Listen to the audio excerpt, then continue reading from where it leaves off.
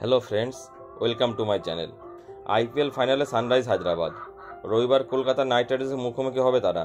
পরপর 7বারে IPL final league পর্বে অথবা 1 বা 2 নম্বরে থাকা দল রাজস্থান রয়্যালসকে শুক্রবার 36 রানে হারিয়ে ফাইনালে হায়দ্রাবাদ। চেন্নাইয়ের মাঠে শিশির পড়ার আশঙ্কা করছিল সঞ্জু স্যামসন, তাই টসে জিতে সানরাইজ হায়দ্রাবাদকে আগে ব্যাট করতে পাঠান, কিন্তু শুক্রবার শিশির পড়েনি, ফলে বল করতে অসুবিধা হয়নি হায়দ্রাবাদের। তবে ব্যাট করতে নেমে শুরুতেই তাদের ধাক্কা দিয়েছিল ট্রেন্ট বোল্ট। বাঁহাতি পেসার বেশ বেকায়দায় ফেলে দিয়েছিল প্যাট কামিন্সদের। প্রথম ওভারে 13 রান দিয়ে বোল্ট তুলে নেন অভিষেক শর্মার উইকেট।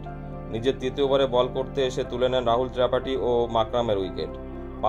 5 ওভারের মধ্যে 3 উইকেট চলে যায় হায়দ্রাবাদের, কিন্তু তাদের আগ্রাসী ব্যাটিং রানের গতি কমাতে পারেনি। পাওয়ার প্লেতে 68 রান তুলে নেয় তারা। 15 বলে 37 রান করেন ত্রিপাঠী, সেটাই হায়দ্রাবাদের রানের গতি কমাতে দেয়নি। এবারের আইপিএলে হায়দ্রাবাদে বারবার ম্যাচ জিতেছেন ট্র্যাভিস হেড, কিন্তু চেন্নাই তাকে সেভাবে ছড়ি ঘোরাতে দিল না রাজস্থান রয়্যালসের বোলাররা। 28 বলে 34 রান করে আউট হন হেড। তাকে আউট করেন সন্দীপ শর্মা। তিনি তুলে নেন হেনরি ক্লাসেনকেও। দক্ষিণ আফ্রিকার ব্যাটার 34 বলে 50 রান করেন। তিনি হায়দ্রাবাদকে লড়াই করার মতো রানের পুঁজি দিয়ে যান। প্রশংসা করতে বাংলার অলরাউন্ডার শাহবাজ আহমেদের। তাকে প্রথম একাদশে রাখেনি হায়দ্রাবাদ, কিন্তু 14 ওভারের মধ্যে 6 উইকেট পড়ে যাওয়ায় তাকে নামিয়ে দেওয়া হয়। শাহবাজ অলরাউন্ডার, স্পিন বোলিংটা যেমন করতে পারেন, তেমনি ব্যাট হাতে দলকে ভরসাও দিতে পারেন। হায়দ্রাবাদের এই পরিকল্পনা কাজে লাগলো। 18 বলে 18 রান করে শাহবাজ। তিনি একদিকে আটকে রাখেন, উল্টো দিক থেকে বড় শট খেলেন ক্লাসেন। পরপর উইকেট হারিয়ে চাপে পড়ে যাওয়া হায়দ্রাবাদের কাছে তাদের 43 রানের ইনিংস খুবই গুরুত্বপূর্ণ হয়ে যায়। তবে শাহবাজের আসল কাজটা করেন বল হাতে। 4 ওভারে 23 রান দিয়ে তুলে নেন 3 উইকেট। যশস্বী জয়সওয়াল, রিয়ান পরাগ ও রবীন্দ্র অশ্বিনের উইকেট নেন শাহবাজ। অন্য ব্যাটাররাও তার বলে খুব বেশি রান করতে পারেনি।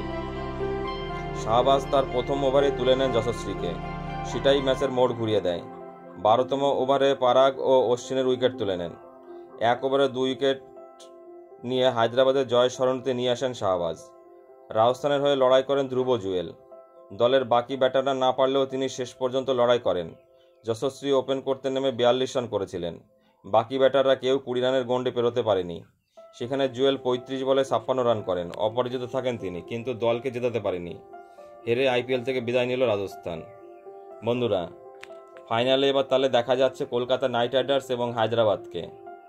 কার হাতে ট্রফি উঠতে পারে? শ্রেয়স আয়ার নাকি প্যাট কামিন্সের? বন্ধুরা, কমেন্টস করে জানিও। আর আইপিএলে ম্যান অফ দ্য সিরিজ কে হতে পারে?